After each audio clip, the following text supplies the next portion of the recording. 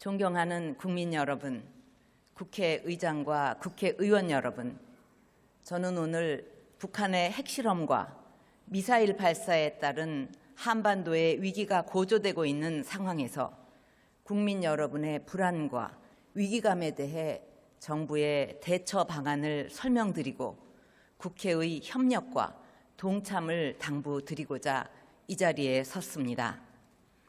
북한은 우리 정부와 국제사회의 거듭된 반대와 경고에도 불구하고 새해 벽두부터 4차 핵실험을 감행하여 한반도는 물론 전 세계 평화에 대한 기대에 정면 도전을 했습니다. 특히 국제사회의 규탄과 제재가 논의되는 와중에 또다시 탄도 미사일을 발사하고 추가 핵실험과 미사일 발사까지 공언하고 있는 것은 국제사회가 바라는 평화를 그들이 원하지 않는다는 것을 보여준 극단적인 도발 행위입니다. 만약 이대로 변화 없이 시간이 흘러간다면 브레이크 없이 폭주하고 있는 김정은 정권은 핵미사일을 실전 배치하게 될 것이고 우리는 두려움과 공포에 시달리게 될 것입니다. 그동안 북한은 수없이 도발을 계속해 왔습니다. 최근만 하더라도 2010년 천안함 폭침으로 46명의 소중한 우리 장병의 목숨을 빼앗았고 연평도 포격 도발로 우리 영토에 직접적인 무력 공격을 가했으며 작년 8월에도 DMZ 지뢰와 포격 도발을 일으킨 바 있습니다. 북한의 이러한 도발에도 불구하고 우리는 어떻게든 북한을 변화시켜서 한반도의 평화를 정착하고 상생의 남북관계를 구축하기 위해 지속적인 노력을 기울여 왔습니다. 저는 국정의 무게 중심을 한반도의 평화 정착과 통일 기반 구축에 두고 더 이상 한반도에 긴장 상황이 일어나지 않도록 하고자 노력을 다해왔습니다.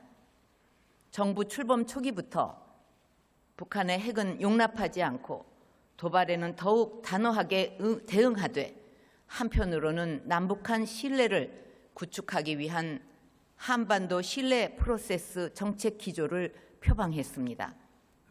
2014년 3월에는 드레스덴 선언을 발표하여 민생, 문화, 환경의 3대 통로를 함께 열어갈 것을 제안하였습니다. 작년 8월에는 남북 간 긴장이 극도에 달한 상황에서도 고위 당국 간 회담을 열어 현안을 해결하기 위해 노력했으며 유니세프, WHO 등 국제기구에 382억 원과 민간단체 사업에 32억 원을 지원해서 북한의 취약계층을 대상으로 보건의료 사업을 펼쳐왔습니다. 작년 10월에는 북한 요청에 따라 우리 전문가들이 금강산을 방문하여 산림병충해 방제 사업을 실시하였고 민족 동질성 회복을 위한 개성 만월대 공동조사 발굴 사업을 진행해 왔으며 그 밖에도 민간 차원의 다양한 교류 협력도 적극 지원하였습니다. 작년 8월에는 경원선 우리측 구간에 대한 복원 공사를 착수했고 북한 산업 발전을 위한 남북 경제협력 구상도 착실하게 검토해 왔습니다. 돌아보면 1990년대 중반 이후 정부 차원의 대북 지원만도 총 22억 불이 넘고 민간 차원의 지원까지 더하면 총 30억 불을 넘어서고 있습니다. 하지만 이러한 우리 정부의 노력과 지원에 대해 북한은 핵과 미사일로 대답해왔고 이제 수소폭탄 실험까지 공언하며 세계를 경악시키고 있습니다.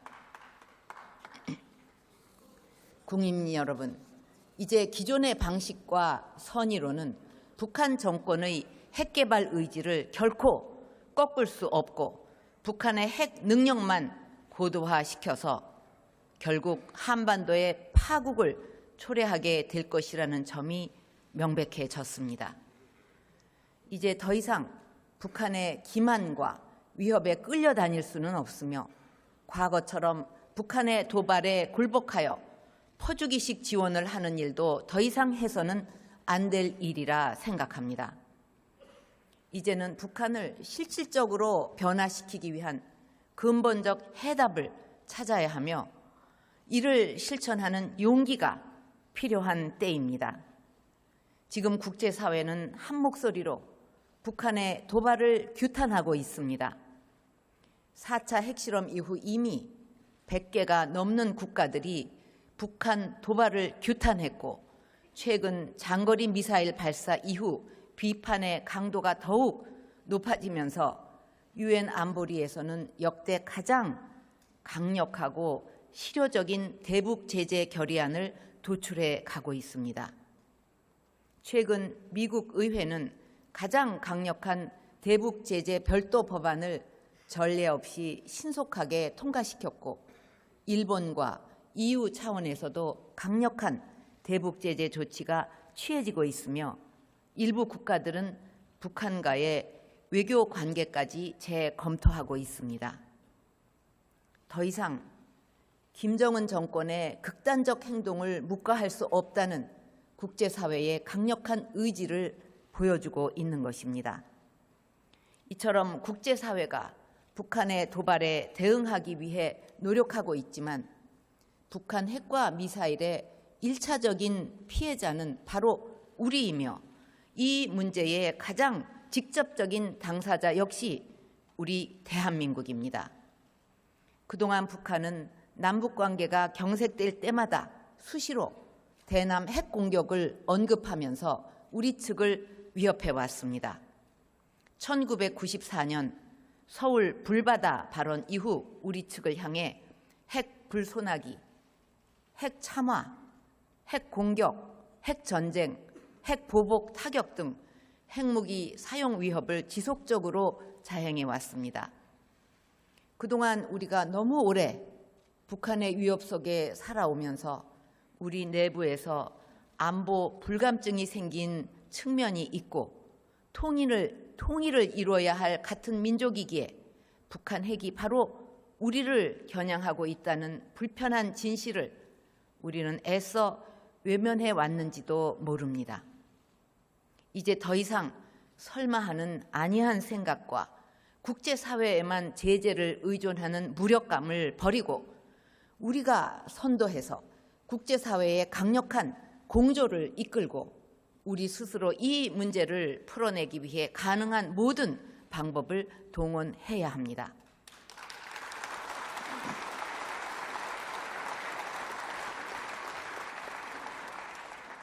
이번에 정부가 개성공단 가동을 전면 중단하기로 결정한 것도 북한의 핵과 미사일 능력 고도화를 막기 위해서는 북한으로의 외화 유입을 차단해야만 한다는 엄중한 상황 인식에 따른 것입니다. 잘 아시듯이 개성공단을 통해 작년에만 1,320억 원이 들어가는 등 지금까지 총 6,160억 원의 현금이 달러로 지급되었습니다. 우리가 지급한 달러 대부분이 북한 주민들의 생활 향상에 쓰이지 않고 핵과 미사일 개발을 책임지고 있는 노동당 지도부에 전달되고 있는 것으로 파악되고 있습니다. 결과적으로 우리가 북한 정권의 핵과 미사일 개발을 사실상 지원하게 되는 이런 상황을 그대로 지속되게 할 수는 없습니다. 세계 여러 나라가 대북 제재에 동참하고 있는 것도 국제사회의 도움이 북한 주민들에게 돌아가지 않고 김정은의 체제 유지에만 들어간다고 보기 때문입니다. 또한 국제사회가 북한으로의 현금 유입을 차단하기 위해 강력한 제재 수단을 강구하고 있는 상황에서 가장 직접적인 당사자인 우리나라가 국제사회와 함께 북한이 핵을 포기하도록 만들 모든 수단을 취해 나가는 것은 당연히 해야 할 일인 것입니다.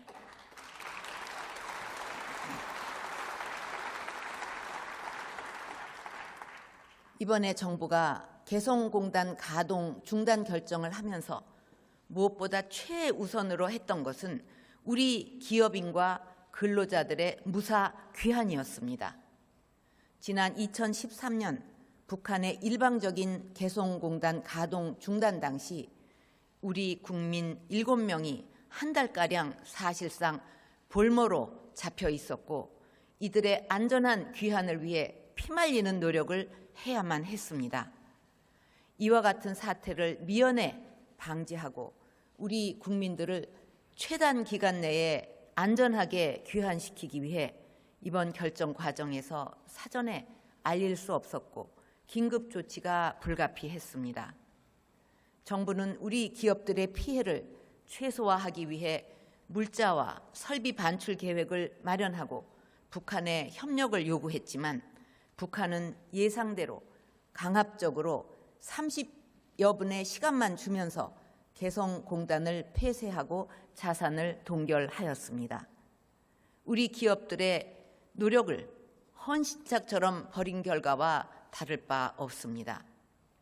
이 과정에서 우리 기업들이 공장 시설과 많은 원부자재와 재고를 남겨두고 나오게 된 것을 저 역시 매우 안타깝게 생각합니다. 그러나 더 이상은 북한이 도발할 때마다 개성에 있는 우리 국민들의 안위를 뜬 눈으로 걱정해야만 하고 우리 기업들의 노력이 북한의 정권 유지를 위해 희생되는 상황을 더는 끌고 갈 수 없다고 판단했습니다. 정부는 입주 기업들의 투자를 보전하고 빠른 시일 내에 경영을 정상화할 수 있도록 적극 지원해 갈 것입니다. 남북 경협 기금의 보험을 활용해서 개성공단에 투자한 금액의 90%까지 신속하게 지급할 것입니다. 대체 부지와 같은 공장 입지를 지원하고 필요한 자금과 인력 확보 등에 대해서도 경제계와 함께 지원할 것입니다. 또한 생산 차질 등으로 인한 손실이 발생하는 경우에 대해서는 정부 차원에서 별도의 대책을 마련해 나갈 것입니다. 현재 정부는 합동대책반을 가동해서 입주기업 한 분 한 분을 찾아다니면서 1:1 지원을 펼치고 있으며 신속하고 실질적인 지원이 이루어지도록 할 것입니다.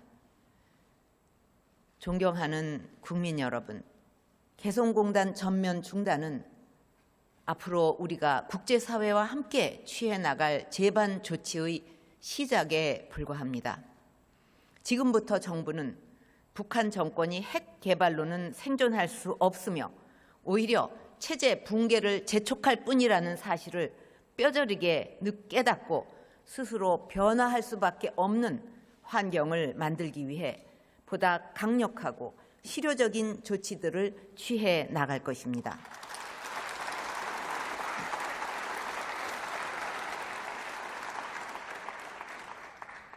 이 과정에 우리는 동맹국인 미국과의 공조는 물론 한미일 3국 간 협력도 강화해 나갈 것입니다. 중국과 러시아와의 연대도 계속 중시해 나갈 것입니다. 한반도 비핵화에 대해 오자간 확고한 공감대가 있는 만큼 이들 국가들도 한반도가 북한의 핵도발로 긴장과 위기에 빠지는 것을 원하지 않습니다. 앞으로 그 공감대가 실천되어 갈 수 있도록 외교력을 집중해 나갈 것입니다. 그러나 아무리 강력하고 실효적인 제재 조치가 취해진다 해도 그 효과는 우리나라가 스스로 자기 자리를 잡고 결연한 자세로 제재를 끝까지 일관되게 유지하면서 국민들의 단합된 힘이 뒷받침될 때 나타날 것입니다.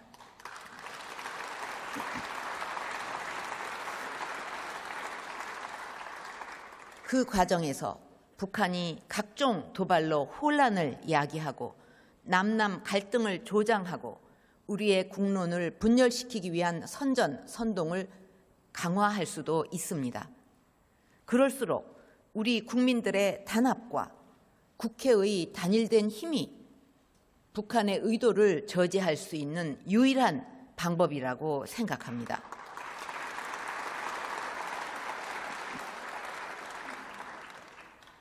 그러나 안타깝게도 지금 우리 사회 일부에서 북한 핵과 미사일 도발이라는 원인보다는 북풍 의혹 같은 각종 음모론이 제기되고 있는 것은 정말 가슴 아픈 현실이라고 생각합니다. 우리가 내부에서 그런 것에 흔들린다면 그것이 바로 북한이 바라는 일이 될 것입니다. 지금 우리 모두가 북한의 무모한 도발을 강력 규탄하고 북한의 무모한 정권이 핵을 포기하도록 해도 모자라는 판에 우리 내부로 칼끝을 돌리고 내부를 분열시키는 일은 결코 있어서는 안 될 것입니다. 댐의 수위가 높아지면 작은 균열에도 무너져 내리게 합니다. 북한의 도발로 긴장의 수위가 최고조에 다다르고 있는데 우리 내부에서 갈등과 분열이 지속된다면 대한민국의 존립도 무너져 내릴 수밖에 없습니다. 안보 위기 앞에서 여와 야, 보수와 진보가 따로일 수 없습니다. 국가 안보와 국민의 안위는 결코 정쟁의 대상이 될 수도 없고 되어서도 안 되는 것입니다. 국민들이 정치권의 권한을 위임한 것은 국가와 국민을 지키고 보호해 달라고 한 것이지 그 위험까지 선택할 수 있도록 위임한 것은 아닌 것입니다. 장성택과 이영호, 현영철을 비롯해 북한 고위 간부들에 대한 잇따른 무자비한 숙청이 보여주듯이 지금 북한 정권은 극한의 공포 정치로 정권을 유지하고 있습니다. 그렇기 때문에 북한의 도발은 예상하기 힘들며 어떤 극단적 행동을 할지 모르기 때문에 그에 철저한 대비를 해 나가야 합니다. 이제 우리는 대한민국을 지키겠다는 국민 모두의 결연한 의지와 단합, 그리고 우리 군의 확고한 애국심이 어느 때보다 절실한 시점입니다.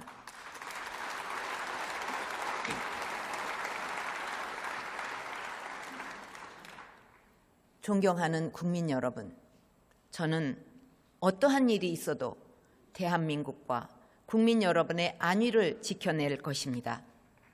국민 여러분들께서도 정부의 단호한 의지와 대응을 믿고 함께 힘을 모아주실 것을 간곡히 당부드립니다.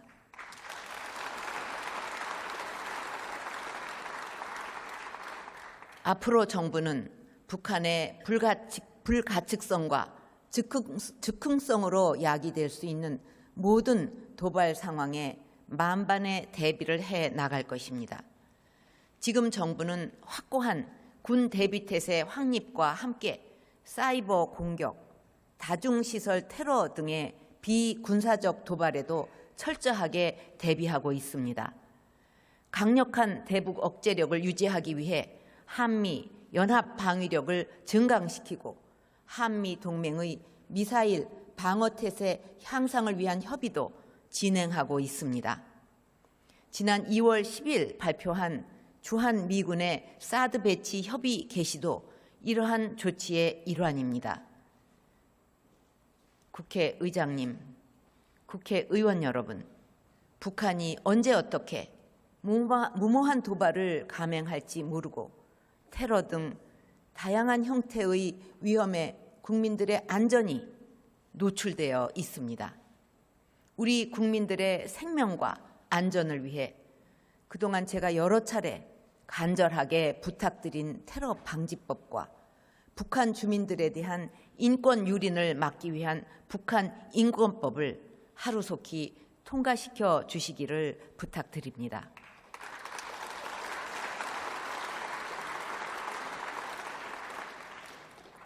국민의 선택을 받으신 여러 의원님들께서 국민의 소리를 꼭 들어주실 것을 부탁드립니다.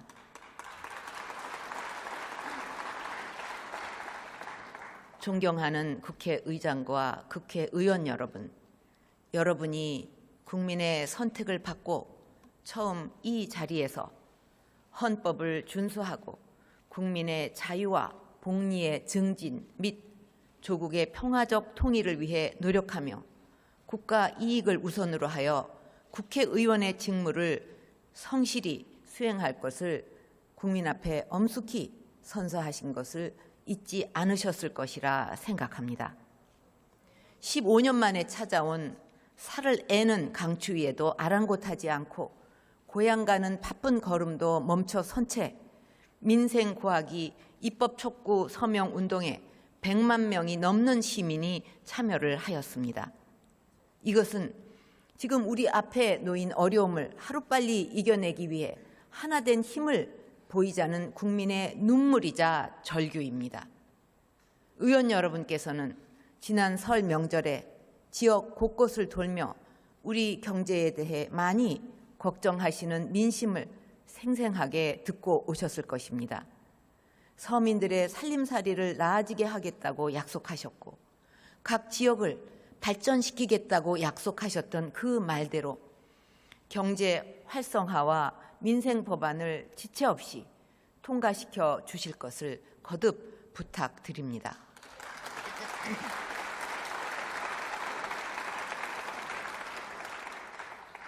서비스 산업 발전 기본법은 제출된 지 벌써 3년 반이 넘었습니다. 서비스 산업 육성은 우리에게 선택이 아닌 생존의 문제입니다. 우리 경제의 재도약과 청년의 미래가 여기에 달려있기 때문입니다. 세계적으로 저성장이 지속되는 환경 속에서 과거처럼 제조업과 수출에만 의존해서는 더 이상 우리 경제의 성장을 담보할 수 없는 상황입니다. 서비스 산업은 일자리의 보고입니다. 고용 창출 효과가 제조업의 2배나 되고 특히 관광, 의료, 금융, 교육, 문화 등 우리 청년들이 선호하는 양질의 일자리를 최대 69만 개나 만들어낼 수가 있습니다. 2013년, 14년 OECD 자료에 따르면 고용률 70% 이상을 달성한 선진국들 중에 서비스 산업이 활성화되지 않은 나라는 없습니다. 우리 서비스 산업을 육성해야만 고용률 70%를 달성할 수 있고 진정한 선진국 반열에 오를 수 있게 될 것입니다.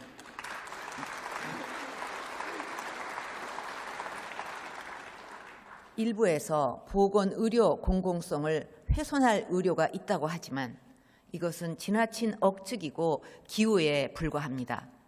정부가 제출한 서비스 산업 발전 기본법 어디에도 보건의료의 공공성을 훼손할 수 있는 조항은 없습니다.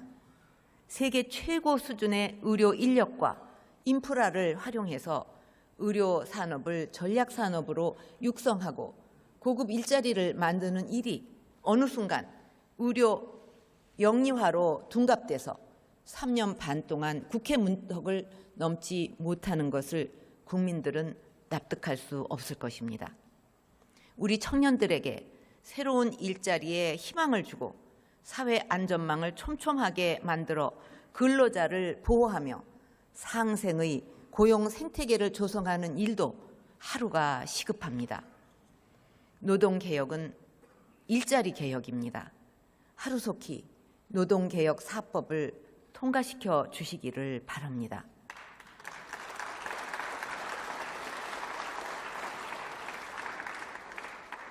서민의 아픔을 달래고 경제 활력의 불쏘시개가 될 법안들에 대해 편향된 시각을 거두고 국민 입장에서 통과시켜 주실 것을 다시 한번 간곡하게 부탁을 드립니다.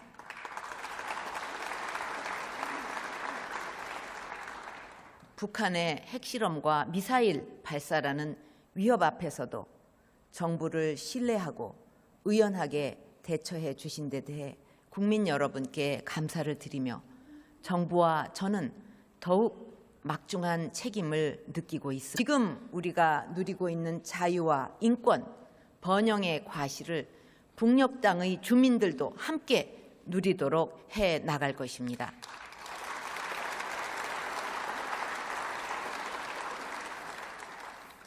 잘못된 통치에 의해 고통받고 있는 북한 주민들의 삶을 결코 외면하지 않을 것입니다.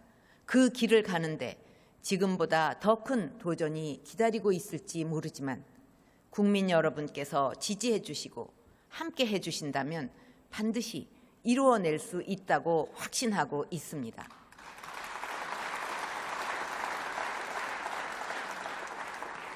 우리 국민 모두가 평화와 번영의 한반도를 만들고 평화 통일을 이루기 위해 함께 힘을 모아주실 것을 당부드리며 국회의원 여러분들의 적극적인 협력과 동참을 부탁드립니다.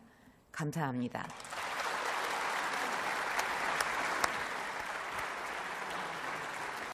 언제나 조국과 민족을 생각하는 박정희 대통령은 나의 조국이란 노래 속에 그 마음을 담았습니다.